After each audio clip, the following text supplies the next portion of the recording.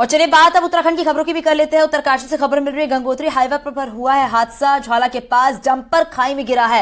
हादसे में एक की मौत हो गई है, एक गंभीर रूप से घायल हो गया है, जिसको अस्पताल में भर्ती कराया गया है। तो ये बड़ी खबर आपको बता रहे हैं उत्तरकाशी से मिल रही है, जहां पर गंगोत्री हाईवे पर हादसा हुआ है और ज्वाला के पास डंपर खाई में गिरा है। हादसे में एक की मौत, एक गंभीर रूप से घायल हुआ है। घायल को जिला अस्पताल भेजा गया।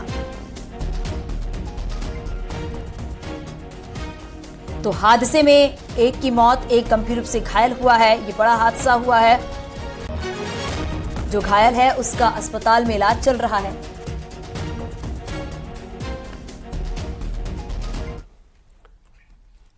और कोटद्वार से दुगड्डा के बीच पहाड़ी पर बादल फटने से एक बार फिर से हालात खराब हो गए हैं। पौड़ी हाईवे पर आवाजाही पूरी तरह से बंद कर दी गई है। ऐसे में GMOU की पहाड़ पर जाने वाली सभी बसों का संचालन ठप हो चुका है। आलम यह है कि पिछले 20 दिनों से एक भी बस कोटद्वार से पहाड़ी इलाकों के लिए नहीं चल पाई है।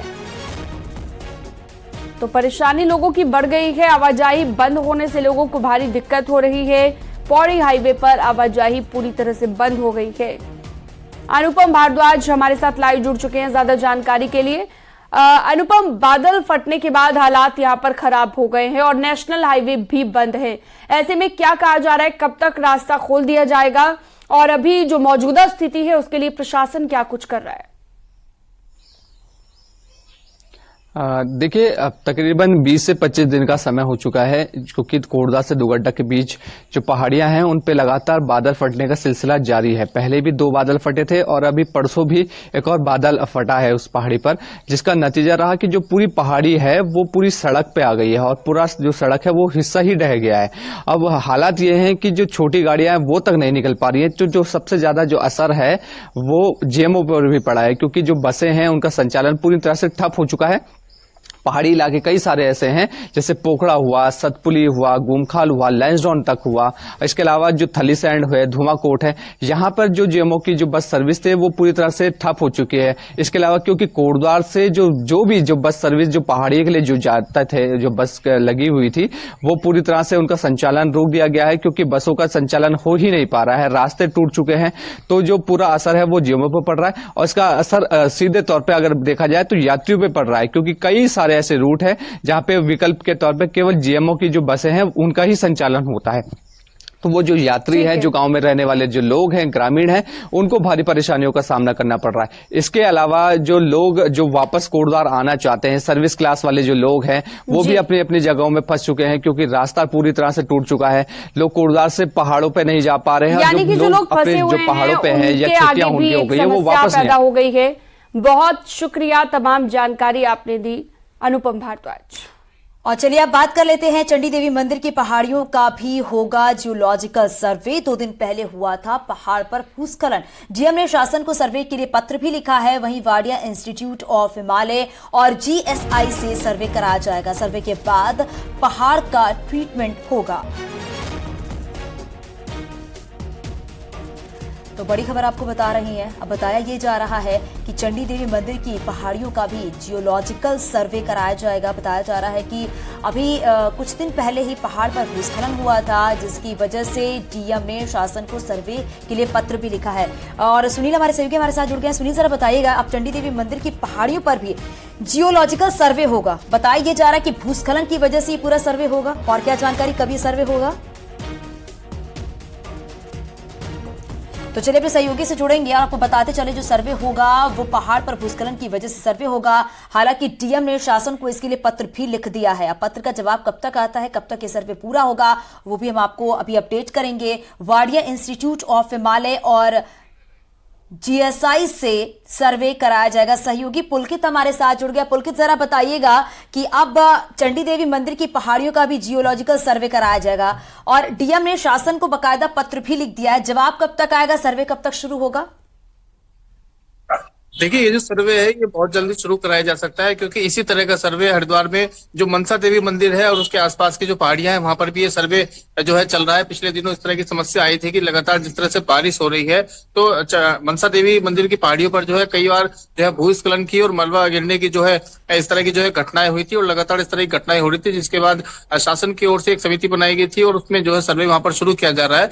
इसी तरह की घटना 2 दिन पहले चंडी देवी मंदिर की पहाड़ियों से भी आई थी, जिसमें मंदिर परिसर में बनी 4 दुकानें जो है उनके नीचे से जो है मलबा जो है गिर गया था और कहीं ना कहीं जो है खतरे की जद में दुकानें आ गई थी। हालांकि प्रशासन ने एहतियातन जो है वो दुकानों को खाली करा दिया था और कुछ समय के लिए, कुछ घंटों के लिए जो पैदल मार्ग है और रोपवे मार्ग है मनसा देवी जाने का, उसको भी बंद करा दिया था ताकि किसी भी तरह की यहाँ पर अन्य कोई घटना ना घटे। हालांकि उसके बाद मंदिर की जो यात्रा थी उसको सुचारू कर दिया गया। लेकिन अब जो है डीएम की ओर से शासन को पत्र लिखा गया है कि जिस तरह से मनसा देवी मंदिर के ट्रीटमेंट के लिए एक सर्वे कराया जा रहा है, उस तरह से चंडी देवी मंदिर की पहाड़ियों का भी जो है एक ट्रीटमेंट के लिए एक सर्वे कराया जाए और सर्वे की जो रिपोर्ट है उसके आधार पर के बाद में जो है यहाँ पर पहाड़ियों का जो ट्रीटमेंट है वो किया जा सकता है। तो डीएम ने जो है पत्र लिख दिया और उम्मीद है बहुत जल्दी इसका जो है जवाब भी आएगा और सर्वे के लिए स्वीकृति भी जो है जिला प्रशासन को मिल जाएगी। उसके बाद ये सर्वे का काम चंडी देवी मंदिर की पहाड़ियों पर शुरू किया जाएगा। ठीक, शुक्रिया इस जानकारी के लिए पुलकित।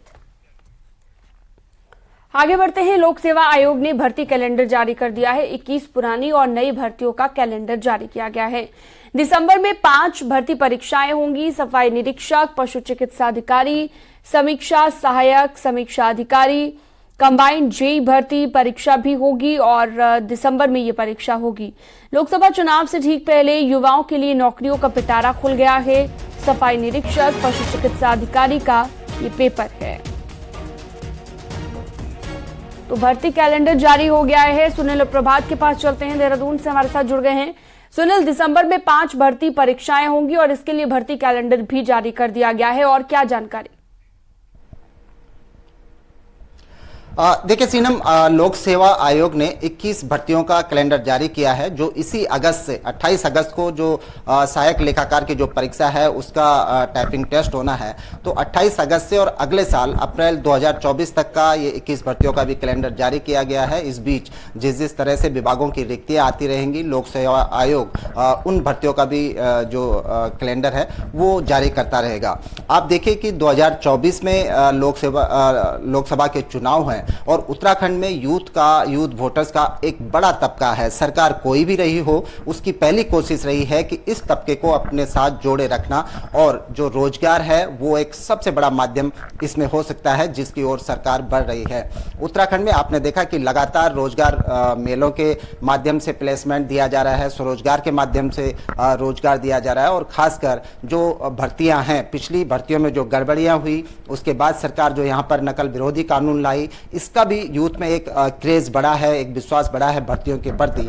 और अभी उत्तराखंड में 320 महिला होमगार्ड पदों की भर्तियां यहां पर जारी हुई हैं। आप अंदाजा लगाइए कि इसके लिए करीब 37,000 महिला अभ्यर्थियों ने आवेदन किया है। तो एक बड़ा तबका है जो लगातार रोजगार की तलाश में है। सरकारी अवसर उनको लगातार उपलब्ध करा रही है। उत्तराखंड में इसी तरह से कई कदम सरकार के द्वारा उठाए गए हैं। कल कैबिनेट मीटिंग हुई जिसमें युवाओं के पक्ष में एक बड़ा फैसला हुआ कि अब जो भी स्टूडेंट्स प्रतियोगी परीक्षाओं के लिए उत्तराखंड परिवहन निगम की बसों से जाएगा, सरकार उसका आधा किराया माफ करेगी। यानी कि आप यदि किसी कंपटीशन में जा रहे हैं तो आपको केवल प्रवेश पत्र, एडमिट कार्ड वहां पर दिखाना होगा, आपका किराया जस्ट आधा हो जाएगा। सरकार ने उत्तराखंड में पहले पीआरडी और उपनल के माध्यम से आउटसोर्स की भर्तियां होती थी। अब सरकार ने अपने जो कौशल विकास एवं सेवा योजन जो विभाग होता है उसको भी अब आउटसोर्स एजेंसी के रूप में मान्यता दे दी है। तो ये कोशिश है कि अधिक से अधिक जो बेरोजगार हैं उनको हाथों हाथ सरकार रोजगार देने का एक प्रयास कर रही है। ठीक है, शुक्रिया इस जानकारी के लिए सुनील। उत्तरकाशी के राजकीय इंटर कॉलेज भंकोली में बारिश ने छात्रों की मुसीबत जो है वो बढ़ा दी है। बारिश का पानी खिड़की से होते हुए अब क्लासरूम में भी घुस गया है। क्लासरूम में इस कीचड़, आपको बताते चले कि कीचड़ फैला हुआ है, जिसकी तस्वीरें भी आप देख रहे हैं, जिसमें छात्रों का खुद ही क्लासरूम को साफ करते हुए देखा जा रहा है कि जिस तरीके से छात्र ये क्लासरूम साफ कर रहे हैं, क्योंकि यहाँ पर बारिश का पानी और कीचड़ आने की वजह से जो छात्र हैं वो क्लासरूम में बिल्कुल नहीं बैठ सकते। इसी वजह से ये तस्वीरें इस बात को बयां कर रही हैं कि जो वहाँ के छात्र हैं वो क्लासरूम को साफ करते हुए नजर आ रहे हैं। चलिए डैश किनारे करो, उसमें मत छेड़ो।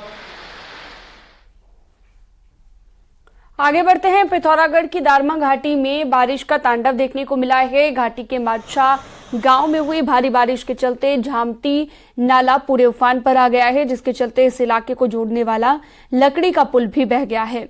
पुल बहने के बाद ग्रामीणों को आवाजाही करने में भी खासी परेशानी उठानी पड़ रही है। बारिश के पानी के साथ आए बड़े बोल्डर्स की चपेट में आने से पैदल रास्तों को भी नुकसान पहुंचा है।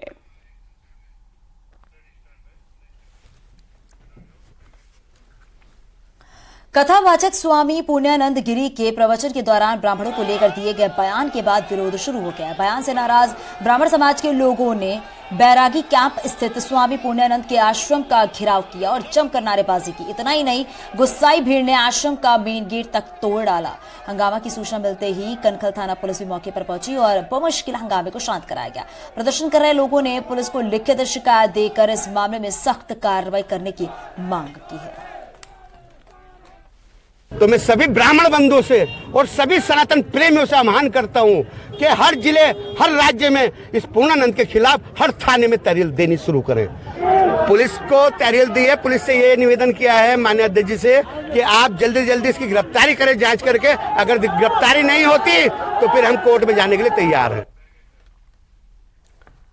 उत्तरांचल टेक्निकल यूनिवर्सिटी से संबद्ध कॉलेजों के बीटेक छात्रों ने यूनिवर्सिटी गेट पर हंगामा किया है। बीटेक सेकंड, थर्ड और फोर्थ ईयर की परीक्षा के बाद ज्यादातर छात्रों को ईयर बैक दिया गया है, जिससे छात्र नाराज हो गए हैं और छात्रों का ये कहना है कि पहले से नया नियम नहीं बताया गया और अपनी मांगों को लेकर यूनिवर्सिटी गेट पर वो धरना देते रहे।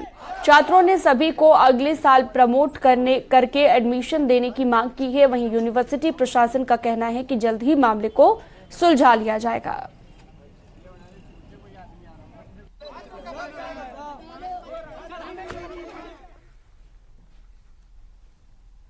उत्तराखंड सरकार में कैबिनेट मंत्री सतपाल महाराज की पौड़ी स्थित धर्मशाला पर भी प्रशासन का बुलडोजर चला है।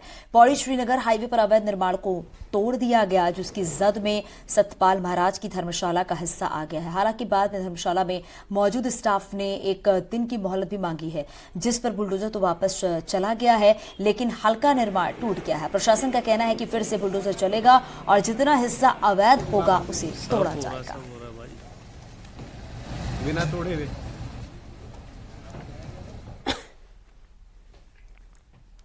देवभूमि में ज्यादातर त्योहार प्रकृति से जुड़े होते हैं। ऐसा ही एक पर्व है सातों आठों। कुमाऊं में सातों आठों का त्योहार धूमधाम से मनाने की परंपरा सदियों से चलती आ रही है।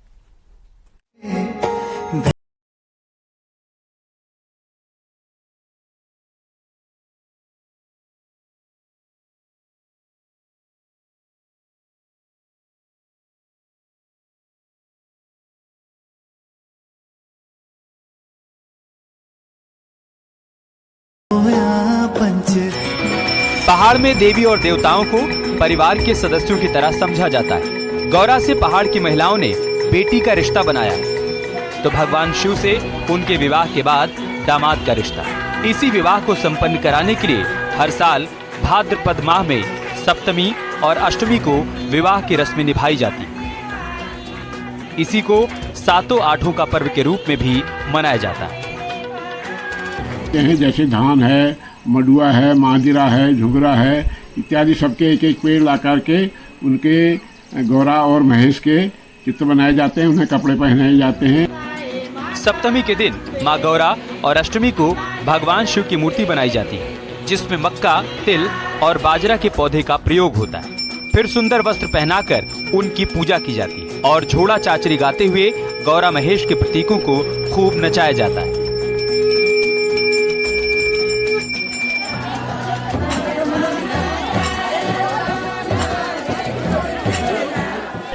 तो हमारी ये आठों रातों की पुरानी परंपरा है, हमारे बुजुर्ग लोग मनाते थे। इसके बाद सभी ग्रामवासी यहाँ पर अपने अपने मंदिरों में पूजा पाठ करते हैं। पहाड़ की संस्कृति और विरासत बहुत समृद्ध है। यहाँ प्रकृति, पशु, पक्षी और खेतों को अत्यधिक महत्व दिया गया है, जो इसे पहाड़, प्रकृति और पहाड़ के लोगों को आपस में जोड़े रखती हैं। न्यूज़ 18 के लिए बागेश्वर से सुष्मिता थापा की रिपोर्ट।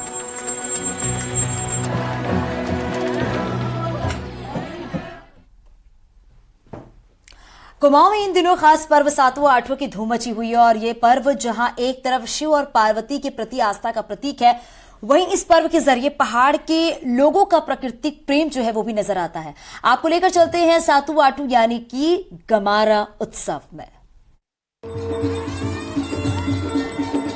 हिमालय की तलहटी में भगवान शिव के सबसे ज्यादा उपासक मिलते हैं। यही वजह है कि पहाड़ की लोक संस्कृति में भी भगवान भोले की झलक साफ दिखती है। पिथौरागढ़ के साथ ही इन दिनों पश्चिम नेपाल में गौरा महेश्वर के रूप में शिव पार्वती की जीवन लीला का प्रदर्शन हो रहा है। कहते हैं जब पार्वती भगवान शिव से नाराज होकर मायके आती हैं तो शिव जी उन्हें वापस लेने धरती पर उतरते हैं। वापसी के इसी मौके को यहाँ गौरा देवी की विदाई के रूप में सातु आठू मनाया जाता है। गौरा महेश्वर की शादी के उपलक्ष्य में विशेष खेल लगाए जाते हैं जो पहाड़ी हमारे कल्चर में आते हैं। ये सदियों से चला आ रहा है और हमारे कल्चर का ये एक बहुत बड़ा कुमाऊं का बहुत बड़ा जो है ये उत्सव है। कुमाऊनी शैली में जो जोड़ा चांचरी खेल, ढुसका, ठुल खेल, ये क्या कहते हैं धमोर धुस्सा आदि कई तरह की विधाएं इसमें हैं। गमारा पर्व का आगाज भादों की पंचमी से होता है जो पूरे हफ्ते भर चलता है। इस दौरान गौरा महेश्वर की आराधना 5 प्रकार के अन्नों को चढ़ाकर की जाती है।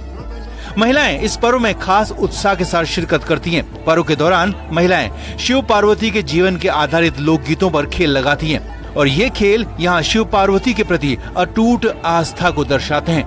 वहीं पहाड़ की जीवन शैली भी इनके जरिए प्रदर्शित होती है। पारंपरिक पोशाक में महिलाएं कुछ ऐसा समा बांधती हैं कि हर कोई देखता रह जाता है। पंचमी के दिन हम लोग 5 अनाजों को मिला करके तांबे के पात्र में पंच अनाज भिगाते हैं और उनको 5 घरों से हम बदलते हैं ताकि मित्रता बढ़े, समाज में एकता बढ़े। पहाड़ की अन्य लोक परंपराओं की तर्ज पर इस परंपरा को आज भी जिंदा रखने में महिलाओं का खास रोल है। महिलाओं ने इस पर्व को सदियों का सफर तय करवाया है, वो भी ऐसे दौर में जब लोग अपनी जड़ों से दूर हो रहे हों।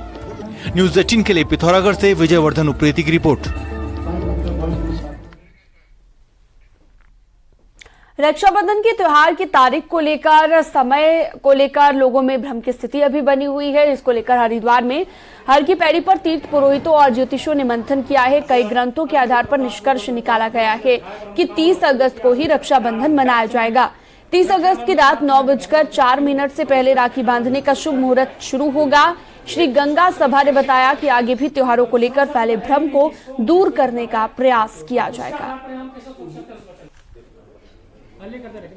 अतः 30 तारीख को 10:58 के बाद उपाकर्म किया जाएगा और 30 तारीख को ही रात में 9:04 के बाद, या आप अपना पंचांग देख सकते हैं, जब भद्रा उतर रही हो, भद्रा उतरने के बाद रात में रक्षाबंधन होगा। ये निष्कर्ष निकला। विकृत सभी को है कि 30 तारीख को ही उपाकर्म भी होगा और रात्रि 9:04 पे भद्रा जाने के बाद जो है रक्षाबंधन बनाई जाएगी। पिछले कुछ सालों में भाई बहन का त्योहार रक्षाबंधन मार्केटिंग के लिहाज से बड़े मौके में तब्दील हो गया है। उत्तराखंड के बाजार में चाइनीज राखियों के बीच लोकल प्रोडक्ट से बनी राखियां अपनी जगह बना रही हैं। ये रिपोर्ट देखिए।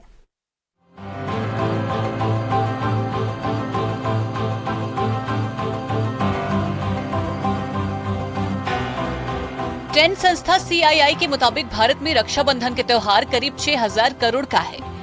इसमें बड़ा हिस्सा राखियों का है। भाई बहन के बीच का ये त्योहार जो रक्षा सूत्र से शुरू हुआ, वो डिजाइनर राखियों से होते हुए लोकल उत्पादों से बनी राखियों पर आकर टिक गया है।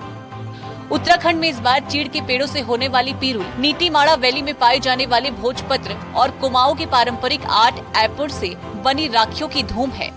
यहाँ पर 64 उत्पादक समूह है, उसमें जो हमारी महिलाएं जुड़ी है, 643 महिलाएं जुड़ी है, उनके द्वारा यहाँ पर हैंडमेड एपण की राखियाँ बनाने का कार्य किया जा रहा है, जिसकी हमारे पूरे उत्तराखंड में बहुत अच्छी डिमांड आई है।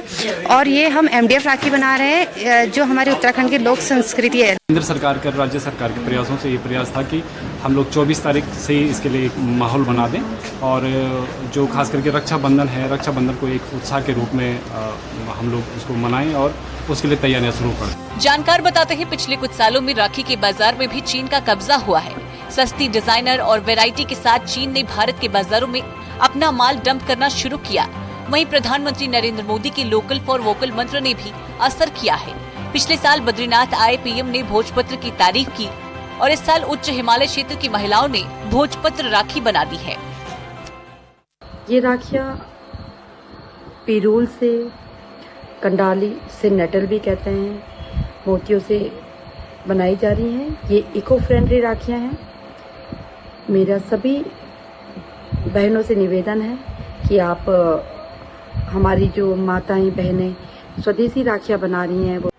हालांकि बाजार में जहां चाइनीज राखी 7-8 रुपए से 15 से 20 रुपए तक आ जाती है, वहीं पीरुल की राखियां 25 से 27 रुपए और भोजपत्र से बनी राखियां 50 रुपए तक आ जाती है। व्यापारियों का मानना है कि मांग बढ़ने के साथ कीमतें भी नीचे आ जाएंगी। नितिन सोमवाल, संदीप प्रसाद और किशन जोशी के साथ ब्यूरो रिपोर्ट, न्यूज़ 18। सीएम के निर्देश के बाद वन विभाग के अधिकारियों को तलब करने का असर दिखने लगा है। 2 दिनों में हल्द्वानी, रामनगर, देहरादून लैंडस्टोन डिवीजन के साथ राजाजी पार्क में 30 हेक्टेयर लैंड कराई गई है। अतिक्रमण मुक्त हल्द्वानी फॉरेस्ट डिवीजन में करीब 26 हेक्टेयर लैंड पिछले 2 दिनों में आक्रमण मुक्त कराई गई है। तो राजाजी टाइगर रिजर्व में भी 1 हेक्टेयर जमीन को अतिक्रमण मुक्त कराया गया है। अवैध निर्माण पर लगातार एक्शन जारी है।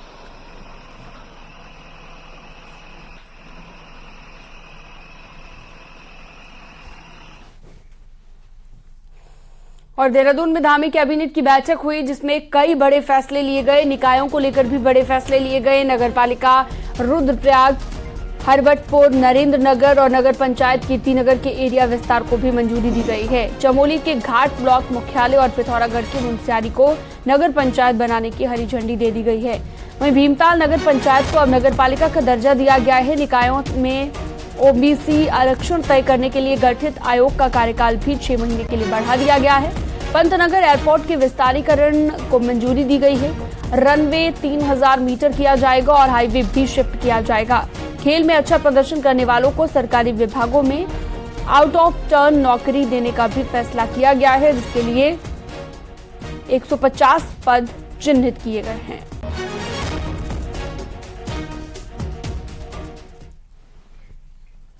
और यहाँ रुकेंगे छोटे से ब्रेक के लिए, जल्द लौटते हैं।